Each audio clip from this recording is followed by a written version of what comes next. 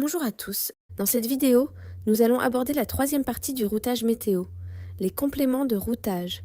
Nous verrons concrètement comment calculer le meilleur départ et comment déterminer l'heure de départ idéale en fonction d'une heure d'arrivée souhaitée. Commençons par le calcul du meilleur départ. Pour cet exemple, nous allons prendre une traversée de la Manche entre la baie de Saint-Brieuc et Cowes, au nord de l'île de Wight en Angleterre. Je commence par créer une nouvelle route. J'effectue un appui long sur la baie de Saint-Brieuc pour définir le point de départ, puis un appui long juste devant Cowes pour le point d'arrivée. J'ajoute ensuite les waypoints automatiques afin de bien contourner l'île de Wight. Une fois la route calculée, j'obtiens les résultats en quelques secondes, comme d'habitude. Cependant, une traversée de la Manche est fortement influencée par les courants de marée qui peuvent être significatifs sur ce trajet. L'option meilleur départ va nous permettre de trouver l'heure la plus favorable pour en profiter au maximum. Au lieu de lancer un calcul classique, je me rends dans l'option meilleur départ. À partir de mon heure de départ prévue, je vais calculer 6 départs avec un intervalle de 2 heures. Cela permet de bien couvrir un cycle de marée. Selon la situation météo, on peut bien sûr choisir un intervalle plus large, 6, 8 ou même 12 heures. Attention cependant, la source météo doit disposer d'un horizon temporel suffisamment long pour calculer tous ces routages. Je lance le calcul, 6 routages sont générés. Dans mon cas, cela ne prend que moins de 30 secondes. J'obtiens alors un tableau récapitulatif très clair qui compare les 6 options selon plusieurs critères.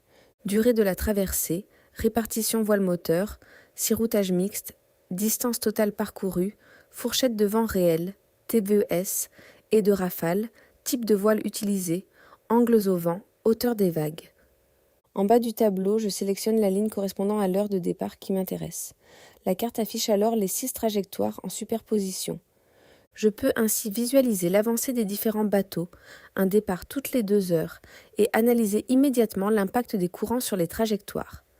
Pour chaque route, je peux afficher les informations détaillées du parcours, ainsi que le tableau de route. Si je souhaite approfondir une autre option, je passe par Gestion des routes, pour la définir comme route principale. Une fois que j'ai fait mon choix, je clique sur Exporter vers le routage.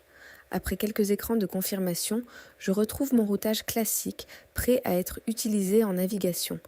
Cette fonction est extrêmement pratique, non seulement pour optimiser le passage des courants, mais aussi pour minimiser le temps moteur, choisir des conditions de mer plus confortables pour l'équipage ou tout simplement partir avec les meilleurs vents possibles. Passons maintenant à l'estimation de l'heure de départ.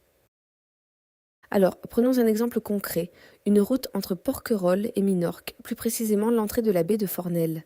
Comme d'habitude, on va dans Calculer la route, mais cette fois, au lieu de cliquer directement sur Calcul, on retourne sur Meilleur départ. Je souhaite arriver le 19 juin en début d'après-midi, vers 14 heures. Je renseigne donc la date limite d'arrivée, puis je clique sur Estimer heure de départ. Avalon calcule la route et m'indique après quelques secondes que pour arriver le 19 à 14 heures, je devrais partir le 18 juin à 9 heures et 3 minutes. Bien sûr, il ne faut pas s'attendre à une précision SNCF et donc prévoir une marge. Pour vérifier la fiabilité du calcul, je clique sur Utiliser comme date de départ, puis je repasse en mode calcul de route. Je recalcule. La route s'affiche avec le départ fixé au 18 juin à 9h03. En consultant le tableau de route, je constate que j'arriverai le 19 juin à 13h55. L'estimation est donc très bonne, mais cela reste du routage météo. Tout dépend de la précision des prévisions et de la qualité de vos polaires. Voilà, cette vidéo se termine ici. J'espère qu'elle vous a plu.